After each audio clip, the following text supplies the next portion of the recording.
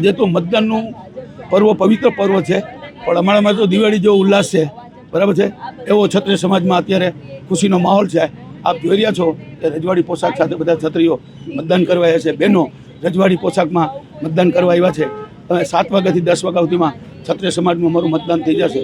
ત્યારબાદ 10 વાગ્યા પછી જે અમે આયોજન કરેલું છે, જે દરેક એરિયામાં સોસાયટીમાં 10-10 જણાની ટીમ છે, એ મતદાર યાદી જોઈ અને મતદાન જે ન થયું અને મતદાન કરવા માટે મતદાન મથક સુધી પહોંચાડવા માટેની જવાબદારી આપી છે.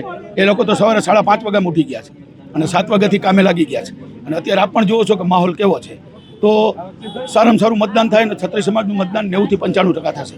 પ્રથમ મારે એ જ કહેવાનું રહ્યું કે જે દીકરાઓમાં લેડીઝમાં જે ઉત્સાહ છે આ પરિણામમાં કેવી રીતે ફેર લાવવાનો અને સર્વ સમાજનું જે સમર્થન છે તે અહીંયા લોકશાહી સાથે રાષ્ટ્રપ્રેમ બતાવવામાં ખૂબ જ સક્રિયતા સાથે જોઈ રહ્યો છું.